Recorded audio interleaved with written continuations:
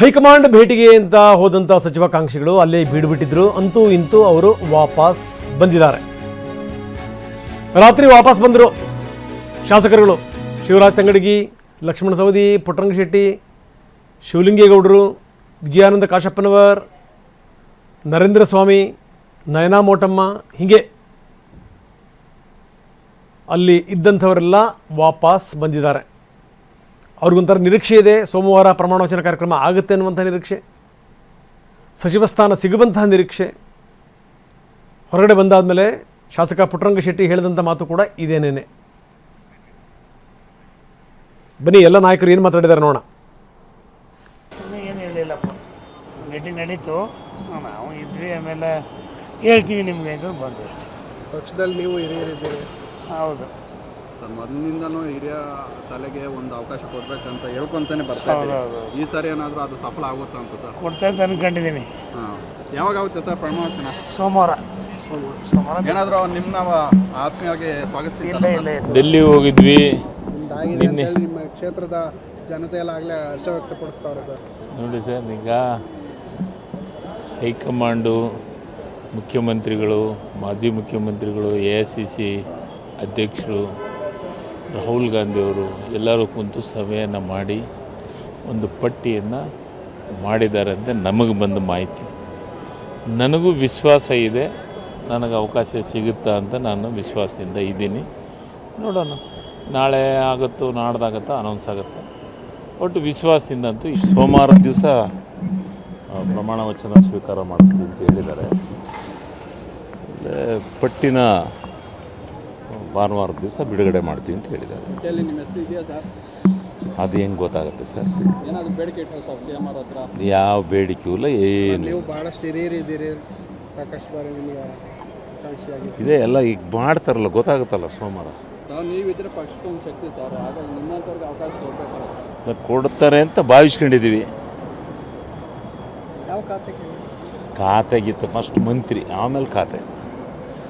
ಮಂತ್ರಿ ಆಗದಲ್ಲೇ ಸೋಮವಾರ ಆಗುತ್ತೆ ಸರ್ ಪ್ರಮಾಣ? 100% ಸೋಮವಾರ ಆಗುತ್ತೆ, ಯಾವುದೇ ಅನುಮಾನ.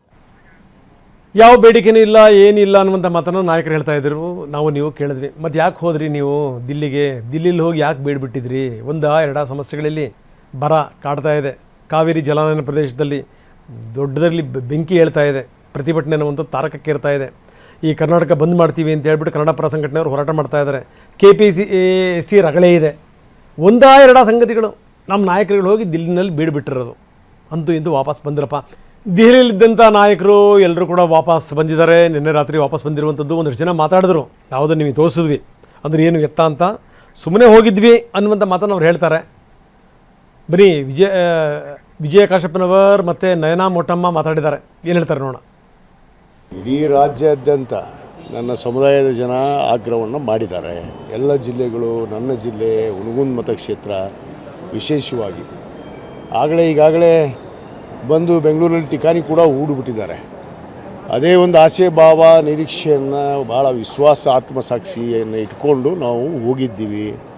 ಈಗಾಗಲೇ ನಮ್ಮ ವರಿಷ್ಠರು, ನಮ್ಮ AICC ಅಧ್ಯಕ್ಷರಂಥ ಮಲ್ಲಿಕಾರ್ಜುನ ಖರ್ಗೆ ಸಾಹೇಬರು, ನಮ್ಮ KC ವೇಣುಗೋಪಾಲ್ ಸಾಹೇಬರು, ರಣದೀಪ್ ಸಿಂಗ್ ಸುರ್ಜೇವಾಲಾ ಅವರು, ಮತ್ತು ನಮ್ಮ ಮುಖ್ಯಮಂತ್ರಿಗಳಂಥ ಸಿದ್ದರಾಮಯ್ಯ ಸಾಹೇಬರು, ಮಾಜಿ ಮುಖ್ಯಮಂತ್ರಿಗಳಂಥ ಸಿದ್ದರಾಮಯ್ಯ ಸಾಹೇಬರು, ಮುಖ್ಯಮಂತ್ರಿಗಳಂಥ DK ಶಿವಕುಮಾರ್ ಸಾಹೇಬರು, ಮತ್ತು ನಮ್ಮ KPCC ಅಧ್ಯಕ್ಷರಂಥ ಹರಿಪ್ರಸಾದ್ ಅವರು ಈಗಾಗಲೇ ಇವತ್ತು ಸಾಯಂಕಾಲ ತಾನೇ ಮೀಟಿಂಗ್ ಆಗಿದೆ. ಬಹುತೇಕ ಸೋಮವಾರ ಆಗ್ಬೋದು ಅಂತ ಒಂದು ಒಳ್ಳೆಯ ನಿರೀಕ್ಷೆ, ಆಶಾಭಾವದಲ್ಲಿ ನಾವು ಕೂತಿದ್ದೀವಿ. ಬಹುತೇಕ ನಮ್ಮ AICCಯ ಪ್ರಧಾನ ಕಾರ್ಯದರ್ಶಿಗಳು ಬಂದು ಅದರ ಖುದ್ದಾಗಿ ಅವರೇ ಆ ಪಟ್ಟಿಯನ್ನು ಅನೌನ್ಸ್ ಮಾಡ್ತಾರೆ ಅನ್ನೋದು ಕೂಡ ನಮಗೆ ಒಂದು ಮಾಹಿತಿ ಬಂದಿದೆ. ಬಹುತೇಕ ನಾವು ಎಲ್ಲ ಆಗ್ತೀವಿ ಅನ್ನೋದು ವಿಶ್ವಾಸದಲ್ಲಿ ಇದ್ದೀವಿ. ಪಟ್ಟಿಯಲ್ಲಿ ಹೆಸರಿರುತ್ತಾ ಅಂತ ಅಲ್ಲ, ಆ ವಿಶ್ವಾಸದಲ್ಲೇ ನಾವು ವಾಪಸ್ ಬಂದಿದ್ದೀವಿ. ಸರ್, ಈಗ RB ತಿಮ್ಮಾಪುರ ಅವರು ಸಹ ಆ ಪಟ್ಟಿಯಲ್ಲಿ ಇದ್ದಾರೆ ಅನ್ನೋ ಮಾಹಿತಿ ಬರುತ್ತೆ. ನೋಡಿ, ಯಾರು ಇದೆಯೋ ಬಿಟ್ಟಿದೆಯೋ ನನಗೆ ಯಾವುದೂ ಗೊತ್ತಿಲ್ಲ. ನಂದು ವಿಶ್ವಾಸ ಇದೆ, ಆಗತ್ತೆ ಅನ್ನೋದು ವಿಶ್ವಾಸದ ಮೇಲೆ ಬಂದಿದೆ. 2 ಕ್ಷೇತ್ರ ಕೊಡೋದು ಹೇಗೆ? ಅಲ್ಲ, ಅದು ವರಿಷ್ಠರಿಗೆ ಬಿಟ್ಟಿದ್ದಲ್ವಾ. 2 ಕೊಡ್ತಾರೋ 3 ಕೊಡ್ತಾರೋ ಅವ್ರಿಗೆ ಬಿಟ್ಟಿದ್ದು, ಅವ್ರು ತೀರ್ಮಾನ ಮಾಡಬೇಕು. ಆದರೆ ನಾನು ಒಬ್ಬ ಪ್ರಬಲ ಆಕಾಂಕ್ಷಿ ಅನ್ನೋದು ಅವ್ರಿಗೆ ಗೊತ್ತು, ಮತ್ತು ಅರ್ಹತೆ ಅಂತ ನಾನು ಕೇಳ್ತಾ ಇದ್ದೀನಿ ಅನ್ನೋದು ಕೂಡ ಗೊತ್ತಿದೆ. ನಮ್ಗೆ ಯಾರಿಗೂ ಏನೂ ಸುದ್ದಿ ಕೊಟ್ಟಿಲ್ಲ. ಏನಾದರೂ CM ಅವ್ರನ್ನ ಭೇಟಿ ಆಗಿದ್ರು? ಸಿ ಎಮ್ ಅವ್ರನ್ನ ಖಂಡಿತ ಅದು ಸಹಜವಾಗಿ ಭೇಟಿ ಆಗ್ತಾ ಇದ್ದೀನಿ, ನಾನು ಭೇಟಿ ಆಗಿದೆ. ಸಚಿವ ಸ್ಥಾನ ಕೊಡಿ ಅಂತ ಆ ಥರ ನಾನೇನು ಬೇಡಿಕೆ ಇಟ್ಟಿಲ್ಲ, ಜಸ್ಟ್ ಮಾತಾಡ್ಸಿದ್ದೀನಿ ಅಷ್ಟೇ. ಕಿರಿಯರ ಸ್ಥಾನದಲ್ಲಿ ನಿಮ್ಗೆ ಅವಕಾಶ ಇದೆ ಅಂತ, ಮಹಿಳಾ ಕೋಟಾನೂ ಇದೆ, ಕಿರಿಯ ಕೋಟಾನೂ ಇದೆ ಅಂತ. ನೋಡೋಣ ಏನಾಗುತ್ತೆ ಅಂತ. ಯಾಕೆ ಮೇಡಮ್ ಮೊದಲು ಕೊಟ್ಟಷ್ಟು ಭೇಟಿ ಕೊಡ್ತಾ ಇಲ್ಲ, ಏನಾದರೂ ಸಸ್ಪೆನ್ಸ್ ಇದೆ ಅಂತ? ಹಾಗೇನಿಲ್ಲ, ನೋಡೋಣ. ಅವಕಾಶ ಕೊಟ್ಟರೆ ಖಂಡಿತ ತಾಯಿಯವರು ಏನು ಕೆಲಸ ಮಾಡಿದ್ದಾರೆ ಅದರ ಅದನ್ನು ಒಂದು ರೀತಿ ಮುಂದುವರ್ಸ್ಕೊಂಡು ಹೋಗಬೇಕು ಅಂತ ಖಂಡಿತ ಇಚ್ಛೆ ಇದೆ. ಪಕ್ಷ ನನಗೆ ಅವಕಾಶ ಕೊಟ್ಟರೆ, ಹೈಕಮಾಂಡ್ ಅವರು ನನಗೆ ಅವಕಾಶ ಕೊಟ್ಟರೆ ಖಂಡಿತ ಅದನ್ನು ಮಾಡಿ ತೋರಿಸ್ತೀನಿ ಅಂತ ನನಗೆ ನಂಬಿಕೆ ಇದೆ. ಸೋಮವಾರ ಪ್ರಮಾಣ ಸ್ವೀಕಾರ ಆಗುತ್ತೆ. ಹೌದು. ಏನದು? ಆಹ್ವಾನ ಏನಾದರೂ ಬಂದಿದೆ? ಯಾರಿಗೂ ಬಂದಿಲ್ಲ. ಫೈನಲ್ ಲಿಸ್ಟ್ ಬರೋದೇ ಸಂಡೇ ರಾತ್ರಿ ಅಲ್ವಾ, ಸೊ ಸಂಡೇ ರಾತ್ರಿ ಏನಾದ್ರೂ ಗೊತ್ತಾಗುತ್ತೆ. ಈಗಾಗಲೇ ಬಹುತೇಕ ಫಿಕ್ಸ್ ಆಗಿದೆ, ಇನ್ನೊಂದು 3-4 ಪೆಂಡಿಂಗ್ ಇದೆ ಅಂತ ಹೇಳ್ತಾರೆ. ಬನ್ನಿ, ನಮ್ಮ ಪ್ರತಿನಿಧಿ ಪ್ರಸನ್ನ ಈಗ ನಮ್ಮೊಂದಿಗೆ ನೇರ ಸಂಪರ್ಕದಲ್ಲಿದ್ದಾರೆ. ಪ್ರಸನ್ನ, ನೋಡ್ತಾ ಇದ್ದೀವಿ ಅಂತೂ ಇಂತೂ ದೆಹಲಿಯಲ್ಲಿದ್ದಂಥ ನಾಯಕರು ವಾಪಸ್ ಬಂದರು ಅನ್ನುವಂಥದ್ದು ಇದೆಯಲ್ಲ, ಅದೇ ಒಂದು ಖುಷಿ. ಅವ್ರು ಯಾವ ಮಂತ್ರಿ ಆಗ್ತಾರೆ ಬಿಡ್ತಾರೆ, ಜನ ಅದನ್ನು ಕೇಳಲ್ಲ. ಯಾಕಂದರೆ 108 ಸಮಸ್ಯೆಗಳಿರುವಂಥ ಸಂದರ್ಭದಲ್ಲಿ ಇವರು ದಿಲ್ಲಿಲಿ ಕೂತ್ಕೊಂಡು ಏನು ಕಡ್ದು ಕಟ್ಟೆ ಆಗ್ತಿದ್ರಪ್ಪ ಅಂತ ಮಾತ್ರ ಕೇಳ್ತಾರೆ.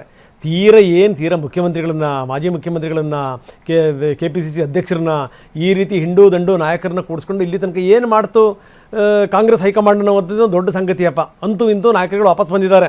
ಇವರೆಲ್ಲರ ಮಾತಿನ ಪ್ರಕಾರ ಏನೋ ಸಂಡೇ ಬರುತ್ತಂತೆ ಲಿಸ್ಟು, ಮಂಡೇ ಬಹುತೇಕ ಪ್ರಮಾಣ ವಚನ ಫಿಕ್ಸು ಅಂತ. ಏನು ನಡೀತಾ ಇದೆ? ರಂಗನಾಥ್, ಶಾಸಕರೆಲ್ಲರೂ ಮತ್ತು ನಾಯಕರೆಲ್ಲರೂ ಕೂಡ ದೆಹಲಿಯಲ್ಲಿ ಬೀಡು ಬಿಟ್ಟಿದ್ದಂಥವ್ರು ವಾಪಸ್ ಕರ್ನಾಟಕಕ್ಕೆ ಬಂದಿದ್ದಾರೆ ಅನ್ನುವಂಥದ್ದೇ ಸಮಾಧಾನದ ಸಂಗತಿ. ಅದನ್ನ ಬಿಟ್ರೆ ಕ್ಯಾಬಿನೆಟ್ ವಿಸ್ತರಣೆಗೆ ಹಿಡಿದಿದ್ದಂತಹ ಗ್ರಹಣ ಇನ್ನೂ ಬಿಟ್ಟಿಲ್ಲ. ಗ್ರಹಣ ಬಿಡುವಂತ ಸಮಯ ನಿಗದಿಯಾಗಿದೆ ಅಂತ ಮಾತ್ರ ಹೇಳಲಾಗ್ತಾ ಇದೆ. ಗ್ರಹಣ ಹಾಗೆ ಮುಂದುವರೆದಿದೆ. ಅದರ ಮಧ್ಯೆ ಇನ್ನು ಏನೇನು ಬೆಳವಣಿಗೆಗಳು ದೆಹಲಿ ಮಟ್ಟದಲ್ಲಿ ನಡೀತಾವೆ ಅನ್ನುವಂಥದ್ರ ಬಗ್ಗೆ ಯಾರಿಗೂ ಕೂಡ ನಿರೀಕ್ಷೆಗಳಿಲ್ಲ. ನಿನ್ನೆ ಸಂಜೆ 5 ಗಂಟೆಗೆ ಮಲ್ಲಿಕಾರ್ಜುನ್ ಖರ್ಗೆ ಅವರ ನಿವಾಸಕ್ಕೆ ರಾಹುಲ್ ಗಾಂಧಿ ಅವರು ಬರ್ತಾರೆ. ಮುಖ್ಯಮಂತ್ರಿ DK ಶಿವಕುಮಾರ್ ಹಾಗೂ ಮಾಜಿ ಮುಖ್ಯಮಂತ್ರಿ ಸಿದ್ದರಾಮಯ್ಯ ಮತ್ತು KPCC ಅಧ್ಯಕ್ಷ BK ಹರಿಪ್ರಸಾದ್ ಅವರನ್ನ ಅಲ್ಲಿಗೆ ಕರೆಸ್ಕೊಳ್ತಾರೆ. ಮಲ್ಲಿಕಾರ್ಜುನ್ ಖರ್ಗೆ ಅವರ ನಿವಾಸದಲ್ಲಿ ಸುಮಾರು 7 ಗಂಟೆ ರಾತ್ರಿಯ ತನಕವೂ ಕೂಡ ಒಂದು ಸುದೀರ್ಘವಾದಂತ ಚರ್ಚೆ ಆಗುತ್ತೆ. ಆದ್ರೆ ಆ ಚರ್ಚೆಯ ಅಂತಿಮವಾದಂತಹ ಒಂದು ಸಂದೇಶ ಅಂದ್ರೆ, ನಮ್ಗೆ ಭಾನುವಾರ ನಿಮ್ಗೆ ಮಾಹಿತಿಯನ್ನು ಕೊಡ್ತೀವಿ, ಪಟ್ಟಿಗೆ ಹೈಕಮಾಂಡ್ ಅನುಮೋದನೆಯನ್ನು ಕೊಟ್ಟು ನಾವೇ ಕಳಿಸ್ತೀವಿ, ಸೋಮವಾರಕ್ಕೆ ನೀವು ಪ್ರಮಾಣ ವಚನಕ್ಕೆ ಸಮಯವನ್ನ ನಿಗದಿ ಮಾಡ್ಕೊಳ್ಳಿ ಅಂತ ಹೇಳಿ. ನಿನ್ನೆ ನಡೆದಂತ ಮೀಟಿಂಗ್ ಅಲ್ಲೂ ಕೂಡ ಒಂದು ಅಂತಿಮವಾದಂತ ಗ್ರೀನ್ ಸಿಗ್ನಲ್ ಅನ್ನ ಹೈಕಮಾಂಡ್ ನ ನಾಯಕರು ಕೊಟ್ಟಿಲ್ಲ. ಅಂದ್ರೆ ನೀವು ಕೊಟ್ಟಂತ ಪಟ್ಟಿಯನ್ನ ನಾವು ಅನುಮೋದನೆ ಕೊಟ್ಟು ವಾಪಸ್ ಕಳಿಸ್ತೀವಿ ಅನ್ನುವಂತ ಮಾತಿನ ಮೂಲಕ ರಾಜ್ಯ ನಾಯಕರನ್ನ ನಾವು ಕಂಟ್ರೋಲ್ ಇಟ್ಕೊಂಡಿದೀವಿ ಅನ್ನುವಂತ ಮೆಸೇಜ್ ಅನ್ನೇ ಕೊಡೋದಕ್ಕೆ ಹೊರಟಿದ್ದಾರೆ.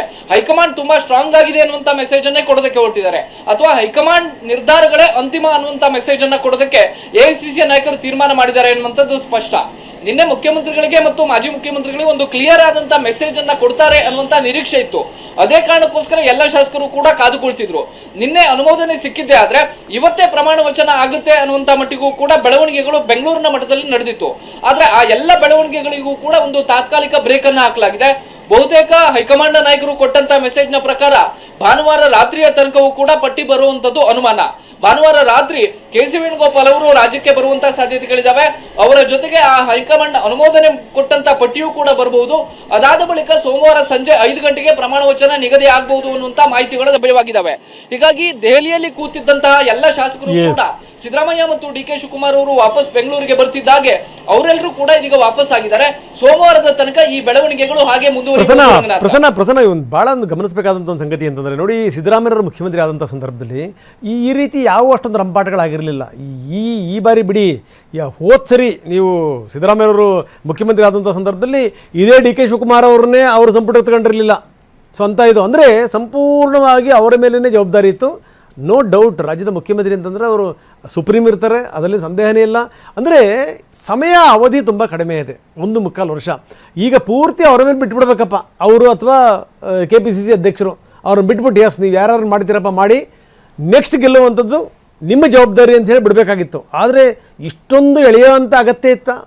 ಏನಾದರೂ ಯಾರ ಕೈಯೂ ಕೂಡ ಮೇಲುಗೈ ಆಗಬಾರ್ದು ಅನ್ನುವಂಥದ್ದು ಏನಾದರೂ ಇದೆಯಾ ಇದರಲ್ಲಿ?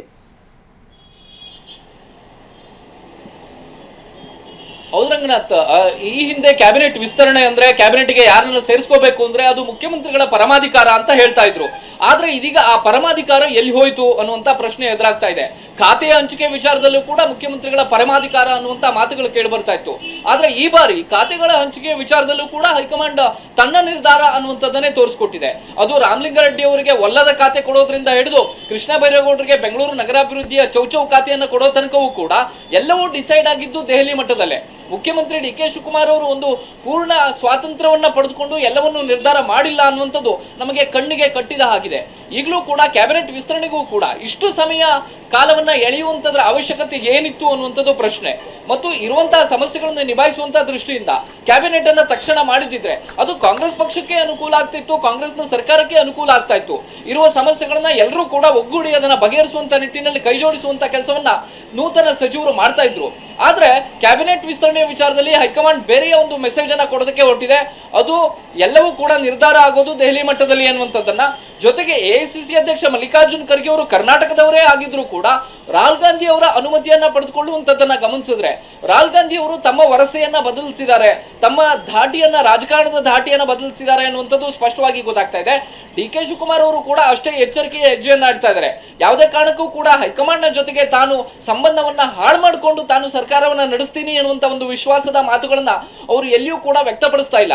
ಅದನ್ನ ಗಮನಿಸಿದ್ರೆ ಹೈಕಮಾಂಡ್ ನಿಜಕ್ಕೂ ಕೂಡ ಇಡೀ ಕಾಂಗ್ರೆಸ್ ಅನ್ನ, ಕರ್ನಾಟಕದ ಕಾಂಗ್ರೆಸ್ ಅನ್ನ ತನ್ನ ಹಿಡಿತದಲ್ಲಿ ಇಟ್ಕೊಂಡಿದೆ ಅನ್ನುವಂಥದ್ದು ತುಂಬಾ ಕ್ಲಿಯರ್ ಆಗಿ ಗೊತ್ತಾಗ್ತಾ ಇದೆ. ಹೈಕಮಾಂಡ್ ಈ ಮೂಲಕ ಒಂದು ಮೆಸೇಜ್ ಅನ್ನ ಕೊಡೋದ್ರ ಜೊತೆಗೆ ಯಾವುದೇ ರೀತಿಯ ಗೊಂದಲಗಳು ಕ್ರಿಯೇಟ್ ಆಗಬಾರ್ದು ಅನ್ನುವಂತ ಕಾರಣಕ್ಕೂ ಕೂಡ ಈ ರೀತಿಯ ವಿಳಂಬವನ್ನ ಮಾಡದಂತೆ ಕಾಣಿಸ್ತಾ ಇದೆ. ನಾಳೆ ಬಹುತೇಕ ಹಿರಿಯರು ಇದ್ದಾರೆ, 3 ಬಾರಿ 5 ಬಾರಿ ಗೆದ್ದಂತವ್ರು ಇದ್ದಾರೆ. ಆ ಗೆದ್ದಂತ ಶಾಸಕರ ಸಂಖ್ಯೆ ಹೆಚ್ಚಾಗಿದೆ. ಅವರೆಲ್ಲರೂ ಕೂಡ ಒಂದು ಬಣ ರಾಜಕೀಯದ ಕಡೆಗೆ ವಾಲಬಾರದು ಅನ್ನುವಂತ ಕಾರಣಕ್ಕೋಸ್ಕರ ಈ ರೀತಿಯ ಎಚ್ಚರಿಕೆಯ ಹೆಜ್ಜೆಯನ್ನ ಕಾಂಗ್ರೆಸ್ ಹೈಕಮಾಂಡ್ ಇಡ್ತಾ ಅನ್ನುವಂಥದ್ದು ಕೂಡ ಒಂದು ಅನುಮಾನದ ಪ್ರಶ್ನೆ. ಅದೇನೇ ಇದ್ರೂ ಕೂಡ ಕರ್ನಾಟಕದ ಜನತೆಗೆ ಈ ಆಡಳಿತವನ್ನ ಸುಸೂತ್ರವಾಗಿ ನಿಭಾಯಿಸೋದ್ರಲ್ಲಿ ಒಂದಷ್ಟು 2 ತಿಂಗಳ ವಿಳಂಬ ಆಗಿದೆ ಅನ್ನುವಂಥದ್ದು ಅಸಲಿ ಸತ್ಯ. ಅದನ್ನ ತಳ್ಳಿ ಹಾಕೋದಕ್ಕೆ ಸಾಧ್ಯವಿಲ್ಲ. ಹೀಗಾಗಿ ಸೋಮವಾರದ ಬಳಿಕವಾದ್ರೂ ಕೂಡ ಒಂದು ಪೂರ್ಣ ಪ್ರಮಾಣದ ಕ್ಯಾಬಿನೆಟ್ ಸಿಗಬಹುದು ಅನ್ನುವಂತ ನಿರೀಕ್ಷೆ ಇದೀಗ ಎಲ್ಲರಲ್ಲೂ ಗರಿಗೆದರಿದೆ. ರಂಗನಾಥ್, ಎಸ್, ಧನ್ಯವಾದ ತಮ್ಮೆಲ್ಲ ಮಾಹಿತಿಗೆ. ಇನ್ನು ಇದಕ್ಕೆ ಸಂಬಂಧಪಟ್ಟಂಗೆ CT ರವಿ ಪ್ರತಿಕ್ರಿಯೆ ಕೊಟ್ಟಿದ್ದಾರೆ. ನಿಮಗೆಲ್ಲೋ ಸ್ವಾಭಿಮಾನ ಇದೆ ಅಂದ್ಕೊಂಡಿದ್ದೆ, ಆದರೆ ನೀವು ಸ್ವಾಭಿಮಾನ ಇಲ್ಲದವ್ರ ರೀತಿಯಲ್ಲಿ ನೀವು ನಡ್ಕೊಳ್ತಾ ಇದ್ದೀರಿ. ಕಾಂಗ್ರೆಸ್ ಹೈಕಮಾಂಡ್ ಜೀತದಾಳ ರೀತಿಯಲ್ಲಿ ನಿಮ್ಮನ್ನು ನೋಡ್ತಾ ಇದೆ. ನೀವು ನೋಡಿದ್ರೆ ಬಾಗಿಲು ಕಾಯ್ತಾ ಇದ್ದೀರಿ. ದಯವಿಟ್ಟು ಈ ರೀತಿ ಮಾಡಬೇಡಿ ಅಂದಿದ್ದಾರೆ CT ರವಿ. ವಿಸ್ತರಣೆಗಾಗಿ 1 ದಿನ 2 ದಿನ 3 ದಿನ ಕಾಯೋದು ಸ್ವಾಭಾವಿಕ.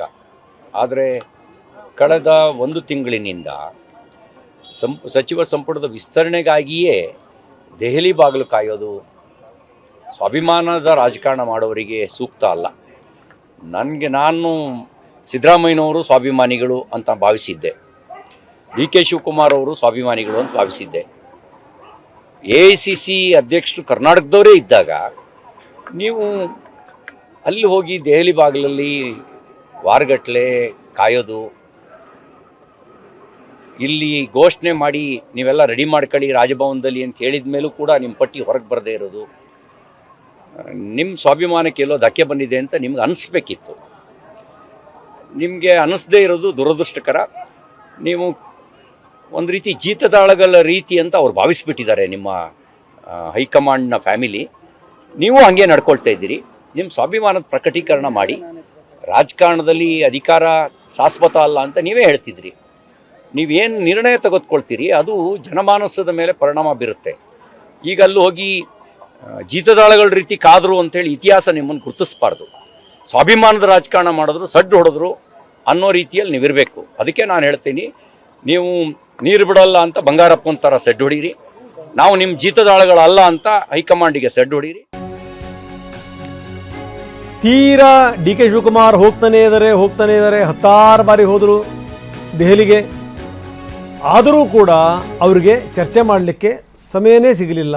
ಏನಿದ್ರ ಅರ್ಥ? ಈ ಪ್ರಶ್ನೆ ಕೇಳಿದ್ದಾರೆ ವಿಜೇಂದ್ರ. ಏಪ್ರಿಲ್ ಮೇ ತಿಂಗಳಲ್ಲೇ ರಾಜ್ಯ ಸರ್ಕಾರ ಎಚ್ಚೆತ್ತುಕೊಳ್ಬೇಕಾಗಿತ್ತು. ಮುಖ್ಯಮಂತ್ರಿ ಕುರ್ಚಿಗೆ ಹಗ್ಗ ಜಗ್ಗಾಟದಲ್ಲೇನು ಅಂದಿನ ಮುಖ್ಯಮಂತ್ರಿಗಳು ಉಪಮುಖ್ಯಮಂತ್ರಿಗಳು ತಲ್ಲೀನರಾಗಿದ್ದರು. ರೈತರ ಬಗ್ಗೆ ತಲೆ ಕೆಡಿಸ್ಕೊಳ್ಳೋದಕ್ಕೆ ಅವಕಾಶ ಸಿಗಲಿಲ್ಲ. ಡಿ ಕೆ ಶಿವಕುಮಾರ್ ಅವರು 10 ಬಾರಿ ಕ್ಯಾಬಿನೆಟ್ ಎಕ್ಸ್ಪ್ಯಾನ್ಷನ್ಗೋಸ್ಕರ ದೆಹಲಿಗೆ ಭೇಟಿಯನ್ನು ಕೊಟ್ಟರು. ಪಾಪ ಅವರಿಗೆ ವಕೀಲರ ಜೊತೆಲಿ ಕೂತ್ಕೊಂಡು ಚರ್ಚೆ ಮಾಡೋದಕ್ಕೆ ಸಮಯಾವಕಾಶ ಸಿಗಲಿಲ್ಲ. ಇದೆಲ್ಲವೂ ಕೂಡ ಈ ದುರಂತಕ್ಕೆ ಕಾರಣನೇ ಅಂತಲೇ ಹೇಳಬೇಕು. ಏಪ್ರಿಲ್